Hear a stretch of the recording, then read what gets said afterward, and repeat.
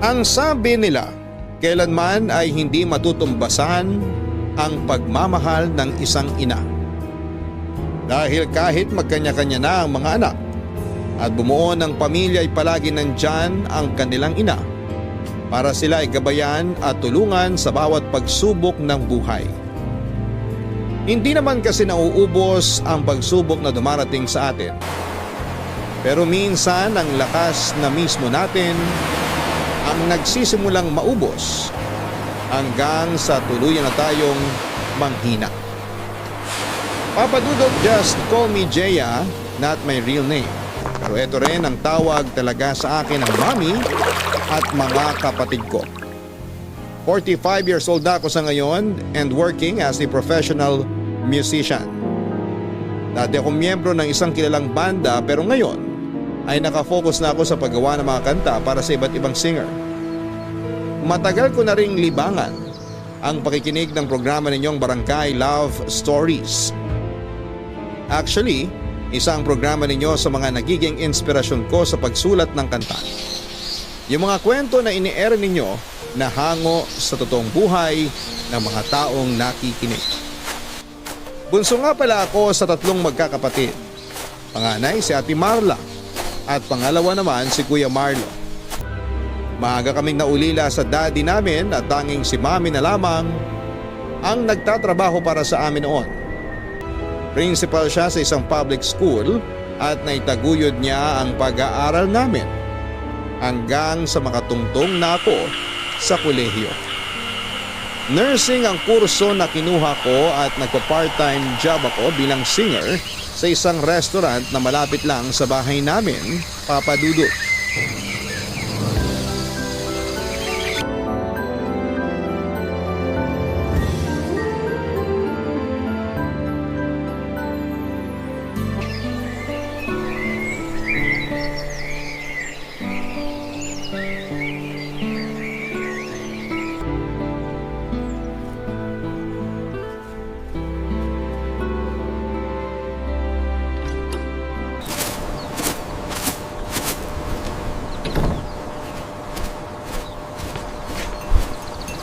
Hi, Mommy! Sorry, medyo late ako nakauwi. Pakis nga po. Hindi pa naman kami tapos kumain ng Ate Marla mo. Sabayan mo na kami. Maupo ka na. Sige po, upo na ako dito. Gutom na rin po talaga ako. Sorry po talaga kung medyo late ako nakauwi, ah. Ano pa bang bago doon? Ate Marla, ngayon lang naman ulit ako medyo na late ng uwi, ah. Ngayon lang? Sigurado ka? Marla, tama na yan. Nasa harap tayo ng hapagkainan, kaya ituloy mo na lang yung pagkain mo. Jaya, ito ang kanin. Ikaw na lang ang kumuha ng ulam na gusto mo. Meron tayong tinola, tsaka pritong bangus. Mapaparami yata ang kain ko ngayon. Sakto, hindi po ako nag-lunch kanina. Bakit hindi ka nag-lunch? Huwag mo sabihing nagtitipid ka na naman. Hindi po, Mami. Medyo nagda-diet lang po talaga ako. Bakit ka naman magda-diet? Ang payat-payat mo na. Ini-skip na rin po kasi sa akin yung mga pantalon ko eh. Di bumili tayo ng bagong pantalon mo. Okay pa naman po yung mga pantalon ko. Wala pang sira tsaka hindi pa kupas. Kesa naman bumili tayo ng bago. Magda-diet na lang po ako para magkasya ulit sa akin. Sa bagay. Bakit po pala wala pa si Kuya Paolo? Nag-text siya sa akin. Nagsabi na gagabihin daw siya ng uwi. Inaasikaso daw nila yung thesis nila ngayon. Thesis daw talaga ah. Nakikipag-date lang naman yun si Kuya. Pwede ba, Jeya? Huwag mo nga igaya si Paolo sa'yo na walang ibang ginawa kundi maglakwatsa. Ate Marla, never ako naglakwatsa, no? Talaga? Kaya ba palaging mababa grades mo? Medyo mababa lang naman pero at least na ipapasa ko lahat ng subject ko. Pasado nga. Pasang-awa naman. Marla, tama na yan. Kaya palaging ginagabi ng uwiyang si Jeya, Mami. Kasi panay lakwatsa. Hindi ako nagsisinungaling. Hindi nga ako naglalakwatsa. Bumarakit lang ako at alam ni Mami yon. Kasama ba sa racket mo na yan ang pag-inom ng alak at paninigarilyo? Ha? Ano bang pinagsasabi mo, ate? Wala naman akong bisyo, no? Kung ganon, bakit amoy sigarilyo ka? Didikit talaga sa akin yung amoy ng Yossi kasi sa restaurant ako kumakanta kasama ng banda ko. Para namang bago sa'yo yung racket ko, ate. Matagal mo nang alam na doon ako dumidiretso pagkatapos ng klase ko. Pwede ka naman kasi hindi rumakit. Hindi naman tayo nagigipit ah. natutulungan ko na si Mami sa mga gastusin dito sa bahay. Kapag hindi mo natapos yung pag-aaral mo at nag-focus ka sa kanta-kanta mo na yan, sa tingin mo ba makakatulong ka sa mga gastusin dito sa bahay? Marla, ano ba? Gusto ko lang naman pong sabihin na kung nagfo-focus na lang si Jaya sa pag-aaral niya, mas makakatulong siya dito sa bahay na to. Sabi ng tama na yan. Tapusin mo na yung kinakain mo bago pa tayo mawalan ng gana pare-pareho. Tapos na po akong kumain. Hindi pa ubos yung kanin at ulam mo, Marla. Nawalan na po ako ng gana. Papasok na po muna ako sa kwarto ko. May mga trabaho pa akong kailangan tapusin. Excuse me po.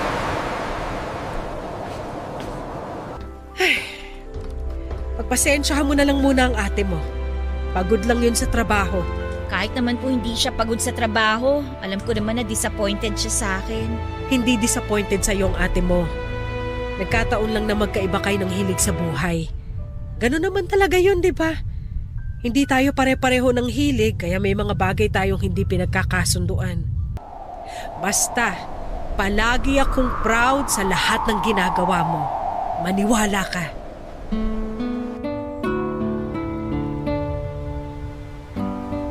Papadudot karamihan sa isang pamilya.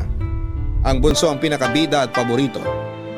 Pero sa bahay namin ako na bunso ang hindi paborito at ang pinakakontrabida lalo na sa paningin ng ate Marla ko. Palagi na lamang akong walang ginagawang tama noon sa paningin niya. Pati nga yung pangarap ko na maging singer, inaharangan niya palagi.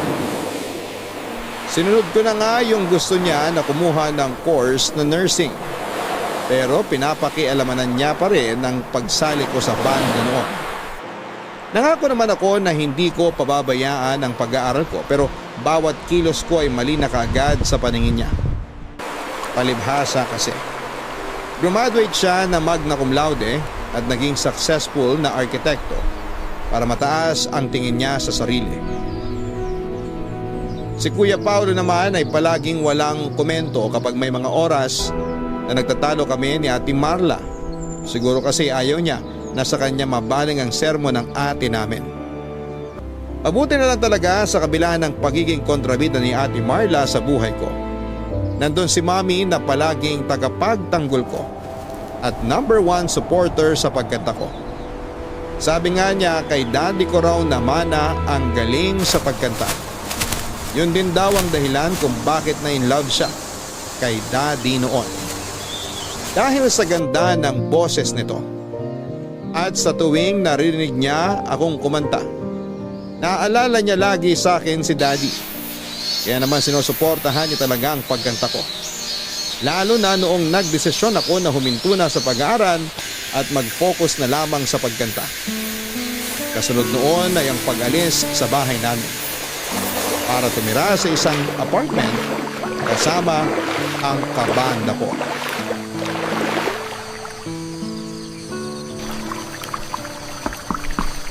Sandali lang!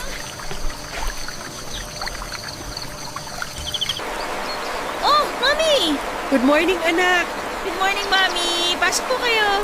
Salamat. Ang aga niyo naman po yatang napadaan dito sa apartment namin. Wala kasi akong ibang lakad ngayon, tsaka na may miss na kita. Ito nga at may dala kong almusal para sa'yo. Ito ilalapag ko na sa lamesa, ha? Alam kong namimiss mo na tong special sinangag ko at homemade tocino. Wow! Sobrang na-miss ko yan, Mami! Sakto po kasi hindi pa rin talaga ako nag-aalmusal. Sabay na po tayong kumain, Mami. Upo kayo. Sige, anak. Pasensya na, Mami, ha. Medyo makalat kasi hindi pa po ako nakakapaglinis ng apartment. Kaalis lang din po kasi nung kabanda ko para umuwi sa bahay nila eh. Hindi naman masyadong makalat dito kung tutuusin. Pero medyo tanghali na. Bakit hindi ka pa nakapag-almusal? Katatapos ko lang din po kasing maglaba. Ikaw ba naglalaban ng lahat ng mga damit mo? Opo. Ang dami ko nga pong nilaban ngayon kaya napagod talaga ako. Ay teka, ihain ko lang po itong dala ninyo.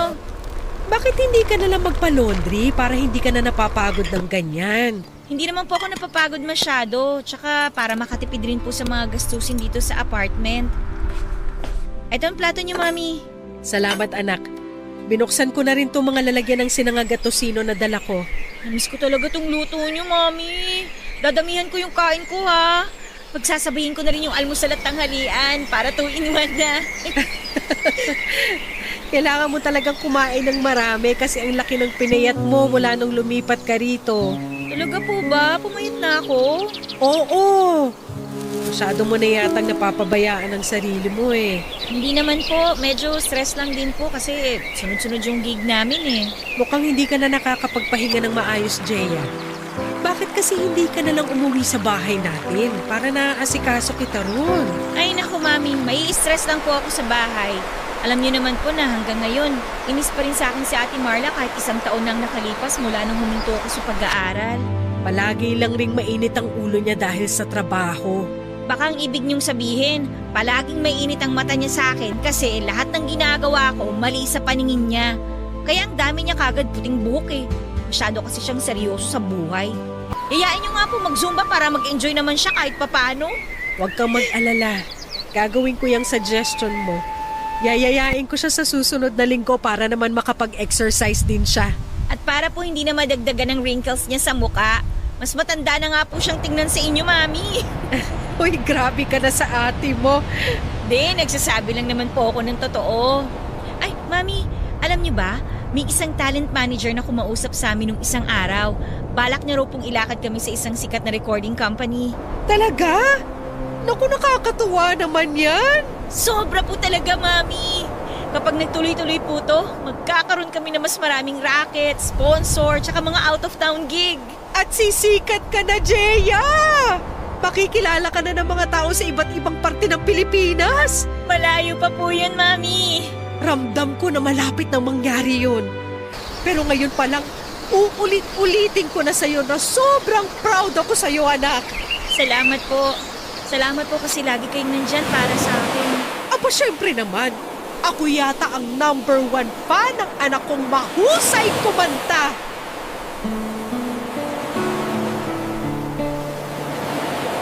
Papadudot na sa 3rd year college na ako nang magdesisyon akong huminto sa pag-aaral.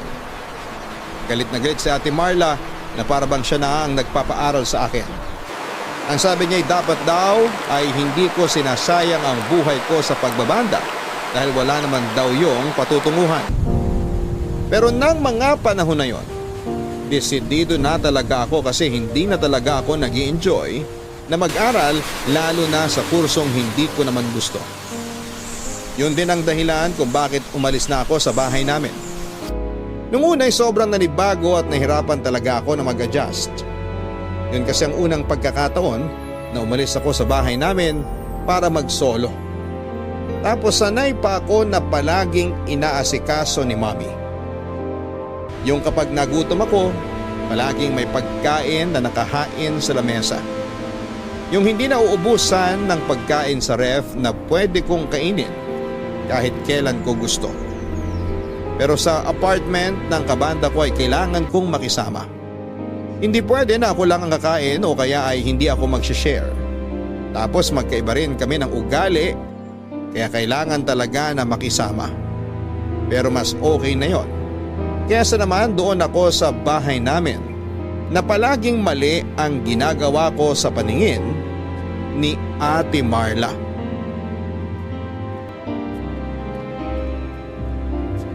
Papadudot nang pumirma kami ng kontrata sa isang recording company, nagsimulang dumami ang racket namin ng banda ko.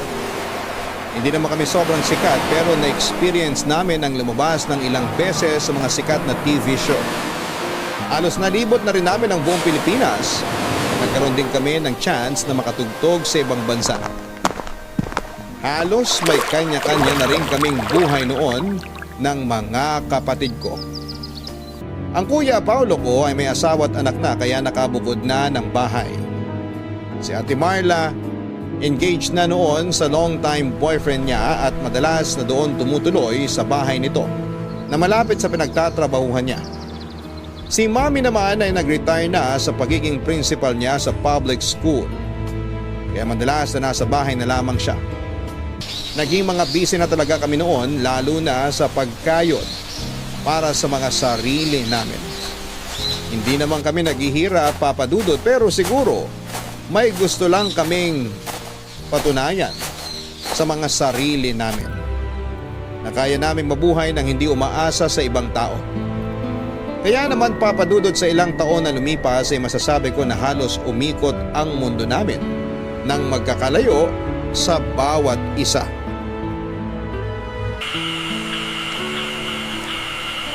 Mami, ang sarap itong kare-kare nyo ah.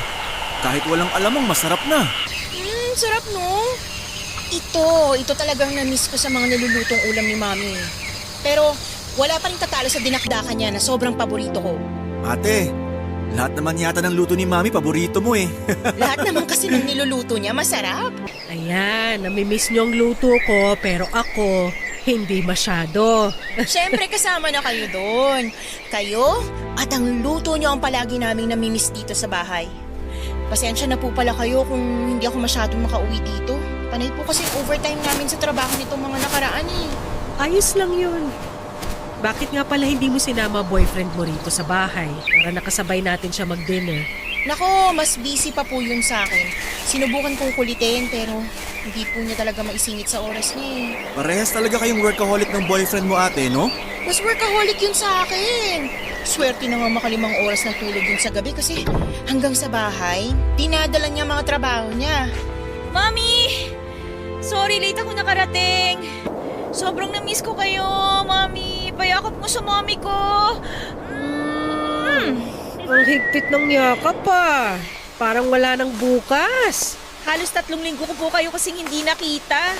Sunod-sunod po kasi yung out of town gig namin. Oo nga, Jeya. Ang astig ng mga gig nyo ngayon ah. May mall show na rin kayo. Mga mall sa probinsya lang naman yun, kuya. Astig pa rin kasi mas nakikilala na ang banda nyo. Thank you, Kuya Paulo. Teka, nasan pala ang asawa at 2 anak mo? Hindi sila nakasama ngayon kasi umuwi dun sa bahay ng biyanan ko. Biglaan din kasi ang pag-invite ni Mami ng dinner dito sa bahay. Sayang naman. Namimiss ko na rin kasing kulitin yung mga anak mo. Maupo ka na, Jaya. Sakto kasi kakasimula lang din namin kumain.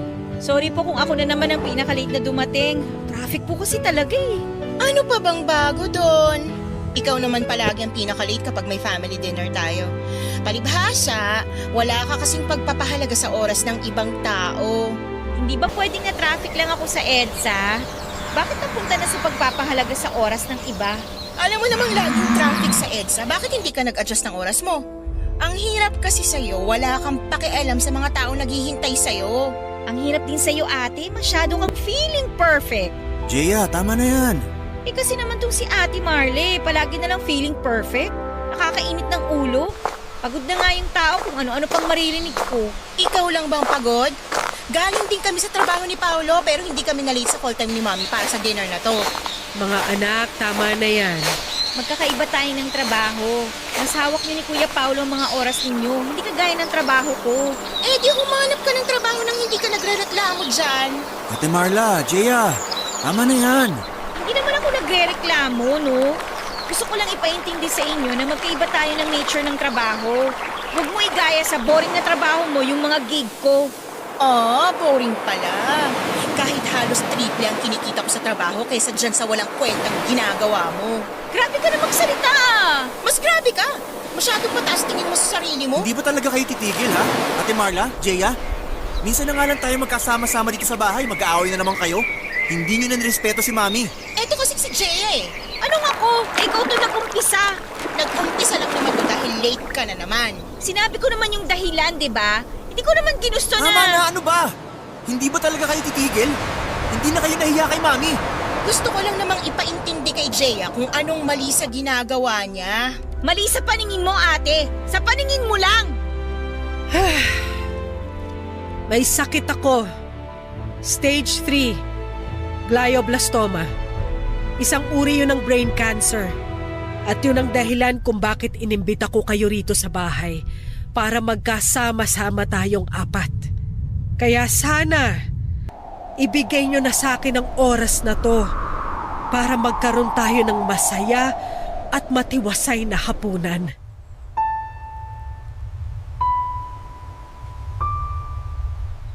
Papadudot sabay-sabay kaming natahimik na 3 sa biglang sinabi ni Mami.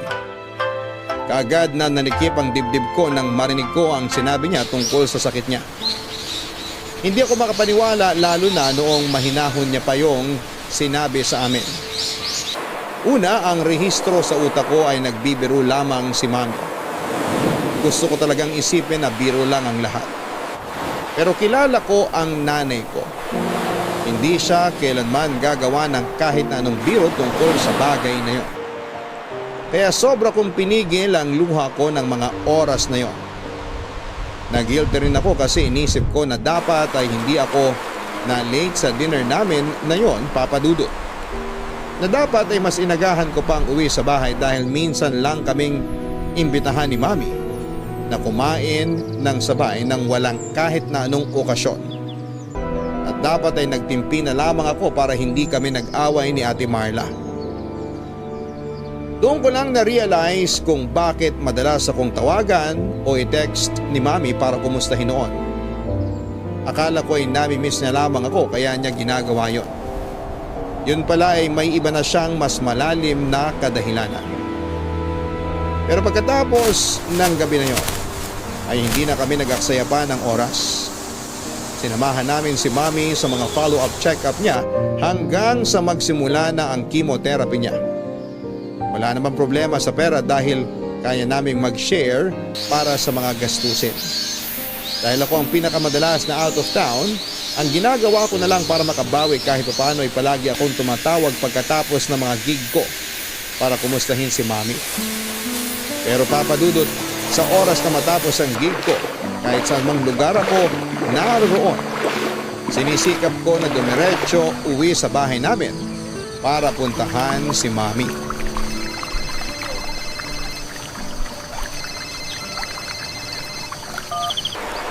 Hello, kuya. Tumatawag ka ba kanina? Nakita ko kasi na may missed call ka sa phone ko. Oo, kuya. Tumawag ako kasi pauwi ako ng bahay. Tatanong ko sana kanina kung anong gusto ni Mami na merienda. Pero nung hindi ka sumasagot, bumili na lang ako ng ginataang bilo-bilo. Sakto. Favorite ni Mami yan. Oo nga, kaya nga nung nakita ko, bumili kaagad ako. Uy, kuya, kasama mo ba mga bata dyan sa bahay? Naku, wala ako sa bahay, Gia. Akala ko nasa bahay kayo ngayon. Nabanggit mo kasi na matutulog kayo kagabi sa bahay para may kasama si Mami doon, di ba? Umalis din kami pagkatapos namin mag-dinner. Maaga kasi ang schedule ng dentist itong mga bata. Kaya hindi na kami natulog doon sa bahay. Sabi naman ni Mami okay lang daw kahit umuwi na kami ng mga bata. Naku, kung alam ko lang na hindi kayo matutulog doon, sana pala pinilit kong umuwi kagabi. Si Ate Marla ba, sinamahan si Mami kagabi? Hindi ko sure eh.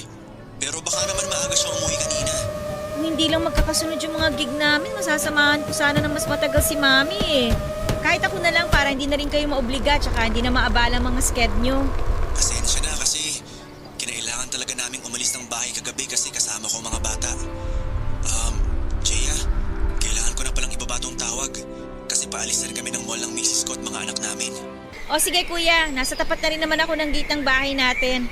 Papasok na rin ako sa loob. Mag-ingat kayo ha. Bye!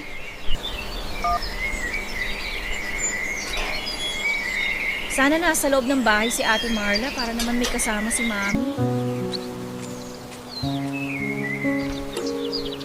Mami! Nandito na ako! Jaya, nandito ako sa kusina. May dala akong ginataang bilo-bilo. Lagay ko na dito sa lamesa ha. Mami, anong ginagawa nyo?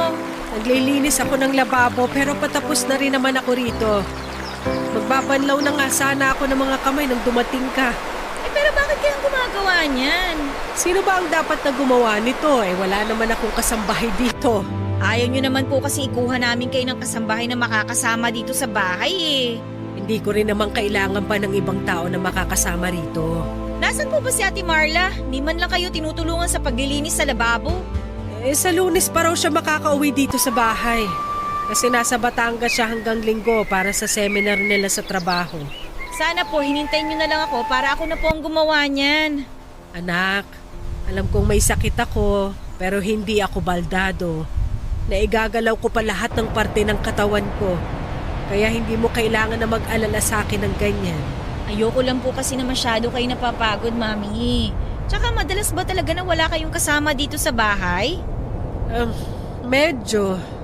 Kasi syempre, busy na rin ang Kuya Paolo mo sa pamilya niya. Si Marla naman, kakapromote lang sa trabaho kaya hinahayaan ko na lang din na hindi muna umuwi dito sa bahay. Nahihirapan kasi siya sa biyahe. Kapag dito pa siya nanggagaling, papunta sa opisina niya. Pero ayos lang naman ako, anak. Huwag mo ako masyadong alalahanin. Ay, hindi na po talaga ako masyadong mag-aalala sa inyong mula ngayon, Mami.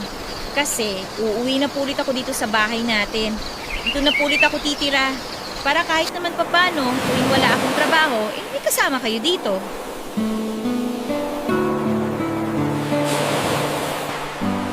Papadudot nang magsimula ang chemotherapy ni Mami ay mas dumadami naman ang racket namin ng banda ko. Nagkaroon pa kami ng mas maraming out of town ng mga gig at mas lumaki ang bayad sa amin. Hindi ko naman pwedeng basta na lamang bitawan ang mga gig na yon dahil matagal na yung nakaschedule at kailangan ko rin ng perang pandagdag sa mga panggastos para kay Mami. Pero sinisigurado ko na palagi akong tumatawag kay Mami, Papadudot. Hindi ko inaasahang madalas pala na walang kasama si Mami sa bahay na labis kong pinag-alala. Sa ganong kalagayan niya, hindi pwedeng palagi siyang mag-isa, lalo na't may mga oras na bigla siyang nahihilo. Mabuti na lang talaga at wala na kaming masyadong gig sa malalayong lugar noon. Papadudot yon ang nagtulak sa akin na bumalik sa bahay namin at doon na ulit tumira para masamahan si Mami. Naisip ko na oras na para maibalik ko lahat ng mga pag-aalaga na ginawa niya noon sa akin. Oras na para bumawi ako kay Mami. Papadudot, alam ng manager ng banda namin ang naging sitwasyon ko sa bahay. Kaya naman naintindihan niya ang request ko na huwag tumanggap ng gig sa malalayong lugar. Hanggat pwede ay wala munang out of town para makauwi agad ako sa bahay namin. Pinagbigyan naman ako ng manager namin at sinabi niya na siya na ang bahala. Pero syempre, dahil kahit papaano ay naging umugong ang pangalan ng banda namin, noong mga panahon na yon ay may mga oras na 2 o 3 magkakaibang lugar ang pinupuntahan namin. Madalas madaling araw o malalim na ang gabi ang uwi ko sa bahay, Papadudot. Sinasabihan na nga rin ako ng mga kabanda ko na sumama na lamang sa hotel kung saan sila nag-check-in para magpalipas ng gabi o magpahinga. Pero palagi kong pinipili na umuwi sa bahay namin. Lalo na kapag alam ko na may check-up o therapy si Mami dahil gusto ko na ako ang kasama niya. Gusto ko na palagi kaming magkasama at gusto ko na makita niyang ginagawa ko ang lahat para magkaroon siya ng dahilan na labanan ang sakit niya. Tulog na ba ang mga bata? Opo, nandun na po sila sa kwarto ko kasama ang mama nila. Mukhang napagod ang asawa mo sa pagluluto kanina. Nako, hindi po. Sanay naman po yun na magluto. In fairness, ang sarap ng embutido na ginawa ng asawa mo. Special recipe niya talaga yon. At kapag may handaan sa bahay nila, yung embutido na gawa niyang kauna-unahang nauubos. Mukhang kailangan ko na magpaturo sa kanya kung paano gumawa ng embutido. Kakaiba talaga yung lasa na gawa niya. Ang sarap! Nagustuhan ko rin talaga yung embutido. Sayang hindi niyo naririnig yung sinasabi niyo. Pero makakarating po yan sa kanya bukas. At sigurado ako na matutuwa siya sa mga sinabi niyo. Kasi gusto niya talaga na pinupuri ang mga niluluto niyang pagkain. Masarap naman kasi talaga magluto ang asawa mo. Pero syempre, doon pa rin ako sa luto ni Mami na kahit kailan hindi ko pagsasawa ang kainin. Pero wala naman akong kahit na anong niluto kanina. Ayos lang po yun kahit wala. Ang importante, nag-enjoy kayo sa mga hinanda kanina. O siya, maiwan ko na muna kayo rito sa sala. Mauuna na ako magpahinga sa inyo. Iatid ko na po kayo sa kwarto niyo, Mami. Hindi na. Kaya ko namang maglakad. Pakisabi na lang kay Marla na hindi ko na nahintay yung tsaa. Inaantok na rin kasi ako. Good night. Good night po. Buti na lang talaga, Kuya Paolo. Magaling din magluto ang asawa mo, no? Sinabi mo pa. Pasensya na kung wala akong naambag sa pagluto ng dinner, ha? Uy, meron naman. Yung paghihiwa mo ng mga bawang at sibuyas. O nga pala, ako nga pala naghiwa ng mga gulay. Oh, nasan si Mami? Pumasok na sa kwarto niya, inaantok na daw eh. Ah, ganun ba? Oh, ilalapag ko na dito sa lamesa tong tray ah. Dahan-dahan lang sa pagkuha ng tasa, mainit yung tsaa. Salamat, ate. Nakausap ko nga pala yung doktor ni Mami nung sinamahan ko siya sa therapy niya. O, anong sabi ate? Hindi na raw maganda yung lagay ni Mami. Akala ko ba okay yung response ng katawan niya sa mga gamot at therapy na ginagawa sa kanya? Tsaka ang sigla-sigla ni Mami ah. Buong araw nga niyang kakulitan yung mga anak ni Kuya Paulo eh. Oo nga, pero... Pero? Pero ano ate? Ano? Ano? Ba't hindi mo matuloy ang gusto mong sabihin, Ate Marla? Kasi hindi madali para sa akin sabihin na binigyan na ng taning ng doktor ang buhay ni Mami. Ang sabi ng doktor, kalahating taon na lang daw natin siya makakasama. At kahit matapos pa raw ni Mami ang therapy, hindi na raw mawawala ang cancer sa katawan niya kasi Teka! kumalat. Kalahating taon? Sigurado ba siya? Oo. Kaya mas mabuti pa raw kung titigil na lang natin yung gamutan kung gusto nating ma-enjoy pa niya ang natitirang mga oras niya. Eh paano naman nakasiguro yung doktor sa taning niya? Paano niya nalaman yun? Diyos ba siya? Tsaka bakit gusto ni Doc na itigil na natin yung therapy ni Mami? Ang labo naman niya! Kasi nga ganun din naman. Hindi na rin maliligtas ng mga gamot si Mami. Ang punto lang ni Doc, para hindi na mahirapan si Mami sa mga therapy niya. Mas makaramdam siya ng ginhawa. Wow, ate! So naniniwala ka talaga sa sinabi ng doktor na yun? Hindi naman sa ganun. Kaya lang, ayoko na rin sanang mahirapan si Mami. Kaya... Hindi natin ititigil ang therapy ni Mami. Pati na ang mga gamot niya. Ilalaban natin si Mami. Ilalaban natin yung buhay niya.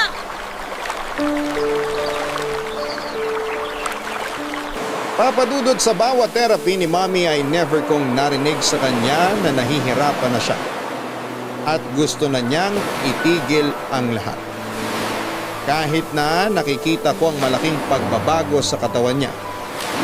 Hindi nawala ang ngiti sa mga labi niya sa tuwing magkakausap kaming dalawa. Malaki ang pinayat ng katawan ni Mami, nalagas na rin ang buhok niya. Umumpak ang muka at lumalim ang eyebags. Ayaw niya nga rin na mag-wig dahil mainit daw sa ulo kaya manipis na balaba lamang ang madalas niyang ginagamit. Ako rin yung madalas na kasama ni Mami sa mga therapy pero si Ate Marla ang madalas na kausap ng doktor niya. Mas maintindihan daw kasi ni Ate Marla ang sitwasyon dahil mas matalino siya sa akin. Matagal ko nang tanggap ang bagay na mas angat si Ate Marla pagdating sa katalinuhan.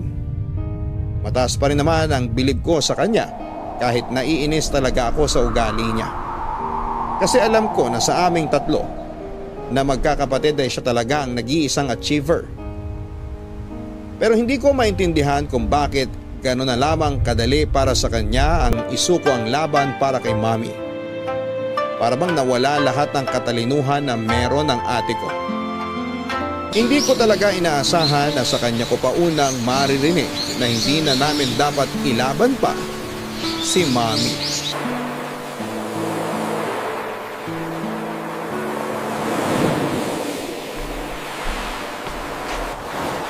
Mami, ano pong gusto niyong merienda?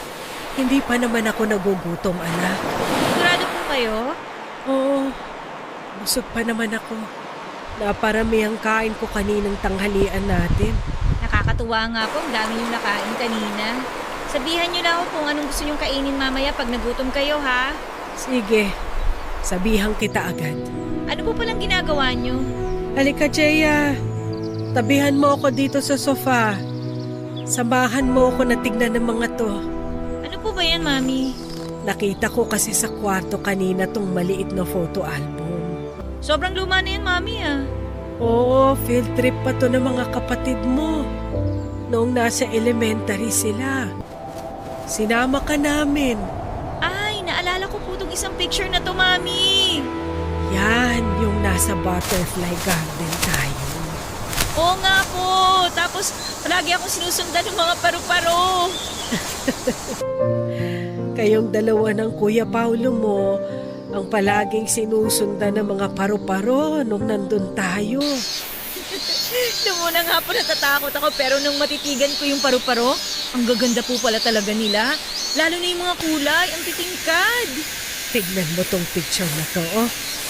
Kuhang-kuha ang pagkamangha niyo sa mga paru-parong nakadapon sa mga kamay niyo ni Pamela. Tuwang-tuwa ako na kunan kayo ng mga picture noon. May picture din po tayo ditong 4 na magkakasama. Ang ganda po ng mga ngiti natin dyan, oh. Mukha tayong masaya lahat sa picture na yan. Kahit 6 na buwan pa lang ang nakakalipas mula nang mawala ang daddy mo. Oo nga po, Mami. Kaya wala na rin po ako masyadong maalala tungkol sa kanya. Alam mo, sa totoo, namimiss ko na ang daddy mo, anak. Sigurado nga matutuwa yung kapag nagkita na kami ulit.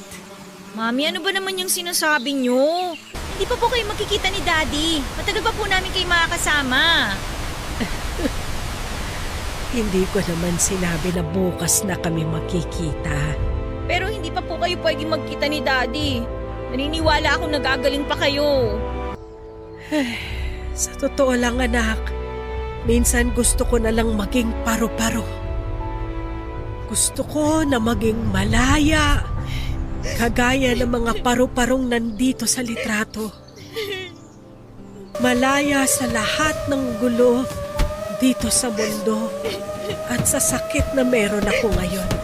Akala ko po ba lalaban kayo para sa amin? Akala ko po lalaban kayo para sa akin. Yun naman ang ginagawa ko ngayon, anak. Lumalaban pa rin ako pero nahihiya na kasi ako sa inyo. Nararamdaman at nakikita ko kasi na napapagod na rin kayo sa pag-aalaga sa akin. Hindi kami napapagod, Mami. Wala napapagod sa amin. Ayoko nang maging pabigat sa inyo. Kahit kailan, hindi po kayo naging pabigat sa amin. Pero, Jeya, Basta po, Mami, lumaban po kayo. Please. Lumaban kayo kasi pilit kaming lumalaban para sa inyo. Lalo na po ako. Ayoko po mawala kayo sa akin. Hindi ko kakayanin. Please, Mami, mag-promise kayo. Mag-promise kayo na magpapagaling kayo. promise, anak. Lalaban ako hanggat kaya ko.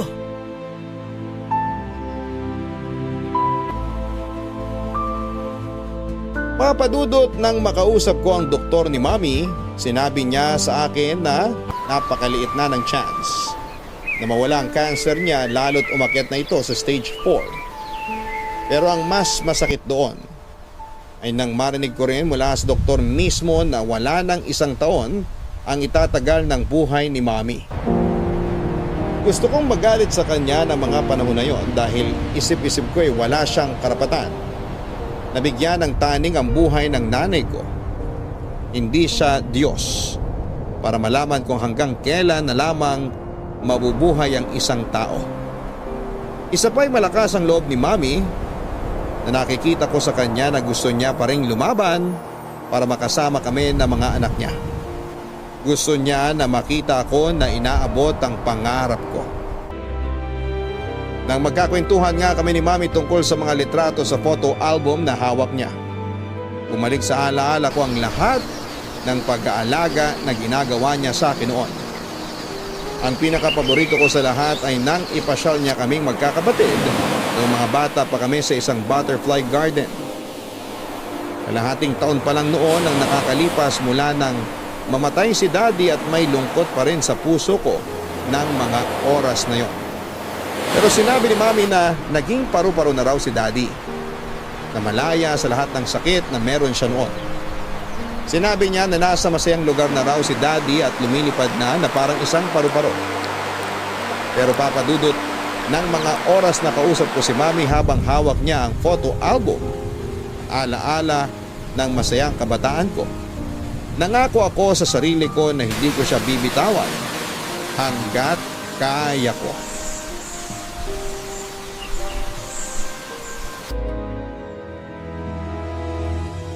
Papadudot tuluyan ng kumalat ang cancer sa iba pang organs ni Mami kaya mas lalo nang lumiit ang napakaliit na chance na gumaling siya.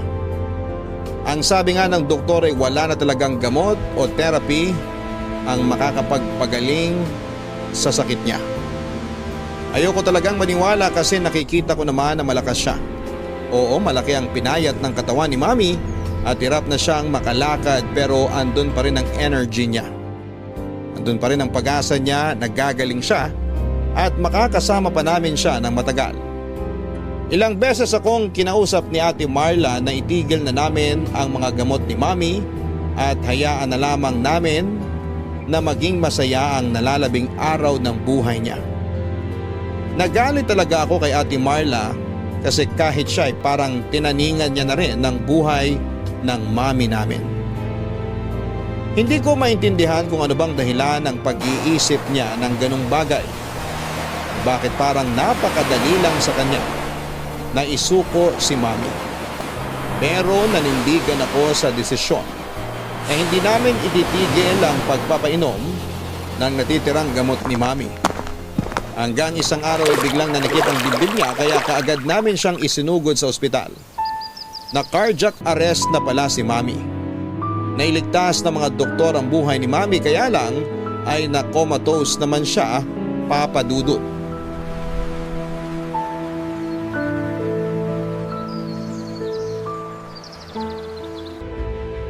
Tagal namang mag-usap ni Ate Marla tsaka ng doktor ni Mami. Kanina pa tayo dito sa labas ng ICU Kumalma ka lang, Jeya. Paano ako kakalma kung alam nating comatose na si Mami? Pero hindi rin naman makakatulong kahit magwala pa tayo dito. Alam mo yan, Jeya. Kaya wala tayong ibang magagawa kundi piliting ikalma ang mga sarili natin. Natatakot kasi ako, Kuya Paolo Natatakot ako na baka mawala na sa atin si Mami. Hindi ko pa kaya. Ayoko pa. Hindi mangyayari yan, Jeya. Sabi ni Mami nung last dinner na magkakasama tayo, lalaban siya para sa atin ng mga apo niya. Kaya alam ko na lalaban pa rin siya hanggat kaya niya. At kailangan na matatag tayo sa oras na magising siya. Kailangan na matatag ka, Jeya. Oo, Kuya. Magiging matatag ako para kay Mami. Lumabas na si Ate Marla at ang doktor. Palapit na rin si Ate Marla dito sa atin. Salubungin na natin siya. Sige, Kuya. Ate Marla, anong sabi ng doktor? Ang sabi ng doktor, kumalat na talaga ang cancer sa utak ni Mami. Pero magigising pa naman siya, di ba? Ate, ano? Bakit hindi ka magsalita? Magigising pa naman si Mami, di ba? Makakausap pa natin siya. Makakasama pa rin natin siya, di ba? Makina na lang ang dahilan kung bakit humihinga pa si Mami ngayon at kapag nagdesisyon tayo na itigil na... Anong ititigil? Anong desisyon? Wala tayong dapat na itigil, Ate Marla. Tsaka bakit ba ayaw mo sagutin yung mga tanong ko? Kasi alam ko namang alam mo na kung anong mga sagot sa tanong mo, Jeya. Sobrang liit na lang ng chance na magising si Mami. Pero may chance pa rin! May chance pa rin na magising pa rin si Mami! At hindi ko bibitawan ang chance na yon! Ate Marla, kung tungkol sa mga gastusin dito sa ospital, pwede naman natin pagtulong-tulungan yun, di ba? Kakayanin natin i-cover lahat ng gastusin dito! Tapos ano, pahihirapan na naman natin si Mami. Si Mami ang nagsabi sa atin noon na gusto niyang lumaban para sa atin. Para mas makasama pa niya tayong lahat. Bakit ba palagi napakadali para sa iyo yung bitiwan siya, ha? Jeya, Ang tigas naman ang puso mo, Ate Marla! Parang hindi ka anak ni Mami para maisip mo na bitawan na lang siya basta-basta. Hindi rin madali sa akin ang lahat, Jeya. Palibasa ikaw, wala ka nang ibang inisip kundi ang sarili mo. Hindi mo ba nakikita kung gaano nahihirapan si Mami para lang lumaban ng dahil sa pangako niya sa atin? Jeya, ang payat-payat na ni Mami. Bago siya makumatos, nahihirapan na siya sa bawat pagkilos at paghinga niya. Pero tinitiis niya lahat dahil lahat kayo pinipilit na ipagpatuloy ang gamutan niya. Ate Marla. Kung ang tingin niyo sa akin matigas ang puso ko na wala akong kwentang anak at utang na loob, ayos lang. Kasi ang gusto ko lang naman, ma-enjoy pa sana ni Mami ang natitirang oras niya sa mundong ito nang hindi siya masyadong nahihirapan. Pero wala sa inyong nakaisip nun dahil ang selfish niyong lahat. Pinahirapan niyo si Mami hanggang sa makumatos na siya. Papa Dudut, aaminin ko na nakakaramdam na rin ako ng pagod ng panahon na yon. Kasi pagkatapos ng mga gig namin ng banda ko, pinipilit ko talaga na umuwi ng bahay namin para makasama si Mami. Nakamotor din ako palagi para hindi ako masyadong mahirapan sa traffic pero mas pagod din ako sa pagdadrive noon. Maswerte na rin na magkaroon ako ng tulog o pahinga na mahigit sa 2 oras dahil kulang na lang ay hindi mawala si Mami sa paningin ko. Ang mga ngiti niya rin nasasalubong sa akin sa bahay ang nag-iisang dahilan kung bakit at paanong nababawasan ang pagod na nararamdaman ko. Hindi dahilan ng pagod na yon para bitawan ko siya, Papa Dudut. Kasi sa totoo lang ay para sa akin ay nagsisimula pa lang talaga noon ang career ko. Nagsisimula pa lamang ako sa pagbuo ng pangalan ko at gusto ko na makita ni Mami na hindi ako isang failed daughter. Na may narating din ako at hindi patapon ang buhay ko. Gusto kong makita niya kung gaano ka-successful ang bunso niyang anak. Gusto ko pang bumawi noon kay Mami kaya hindi ko siya susukuan. Hindi ako bibitaw hanggat nararamdaman kong lumalaban pa rin siya, Papa Dudut.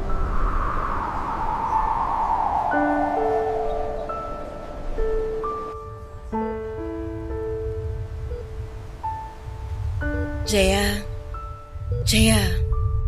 Jaya, gising na. Ate Marla, sorry ha. Nakatulog pala ako dito sa may tabi ni Mami. Kanina ka pa ba? Kadarating ko lang. Gusto mo bang umuwi muna sa bahay para makapagpahinga ka na maayos? Hindi ate, ayos lang ako dito. Ito nga palang kape, dinalan kita. Salamat. Inumin ko na lang mamaya. Parehas nga pala kayo ni Mami, pinapalamig mo ng kape bago inumin. Gusto kasi namin na diretso na kagad na maubos yung kape kaya hinihintay muna naming lumamig. Parehas naman kami ni Paolo na namana kay Daddy na kahit nakakapaso pa ang init ng kape, inuunti-unti agad naming inumin.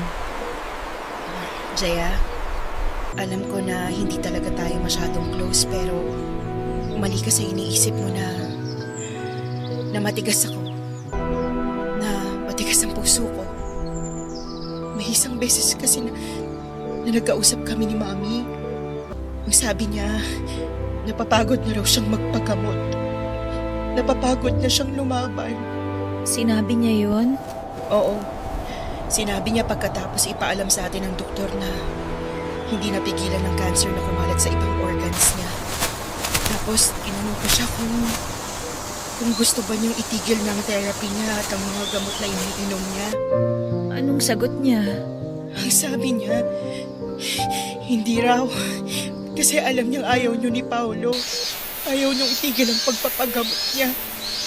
Sigurado raw kasi siya na gusto niyang lumaban pa siya kaya ganun daw ang gagawin niya kahit nahihirapan na siya. Nahihirapan din ako pero ayoko nang mas mahirapan pa si Mami. Kaya sinabi ko sa inyo noon na itigil na natin lahat na ginagawa sa katawan niya para lang humaba pa ang buhay niya.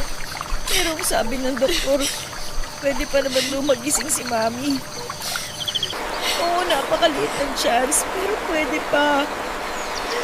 Kasi hindi pa naman siya bumibitaw eh. Lumalaban pa rin siya sa mga oras na to. Lumalaban na lang siya para sa atin at hindi para sa sarili niya, Jaya. Alam ko na nakikita mo na kahit nakangiti ang mga labi ni Mami, nahihirapan na siya. Nahihirapan na si Mami pero hindi siya bumibitaw dahil sa atin. Dahil sa'yo. Hindi naman talaga matigas ang puso ko. Ayoko rin mawala si Mami pero ayoko na siyang mahirapan pa.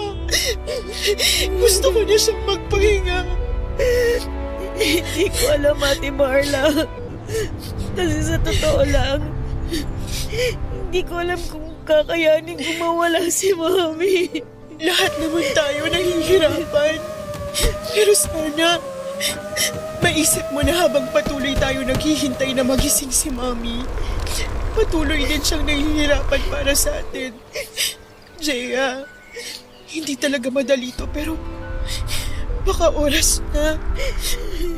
Oras na para bumitaw tayo. Hindi, ayoko!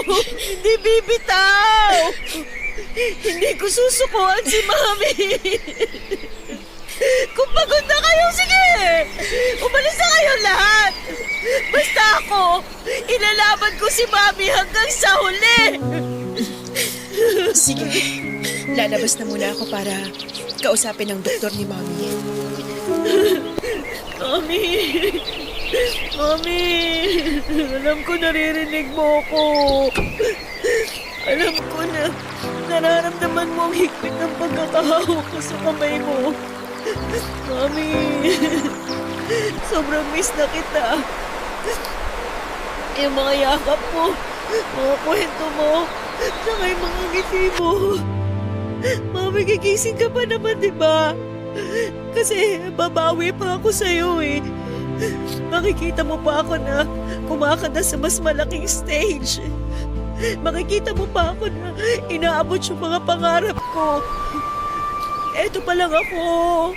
Nagsisimula pa lang tayo, kaya please, gumising ka na.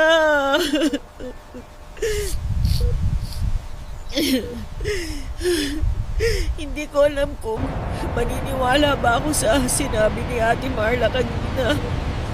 Mami, gusto mo na ba talagang sumuko ako? Gusto mo na ba talagang magpahinga? Kasi ako ayoko pa sana eh. Ayoko pa mawala ka sa amin.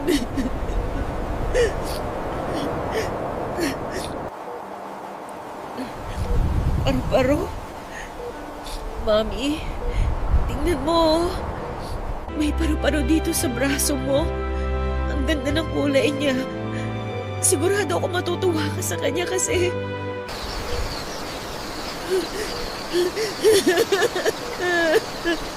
Mami! Mami! Ito na ba yung sign mo para sa akin? Ah! Ito na ba yung sagot mo sa mga tanong ko? Ito na yun, Mami. Talagang pagod ka na. Sige. Sige po. Umabayad na po ako. Pwede na po. Pwede na, Mami. Sige po.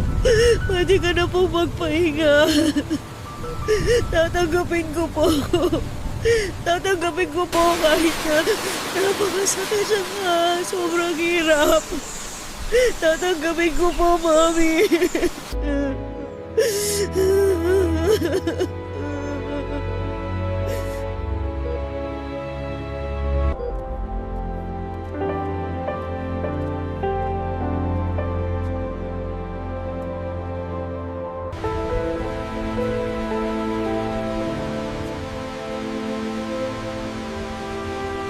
Papadudot, wala sa bukabularyo ko noon ang salitang pagsuko sa kalagayan ni Mami.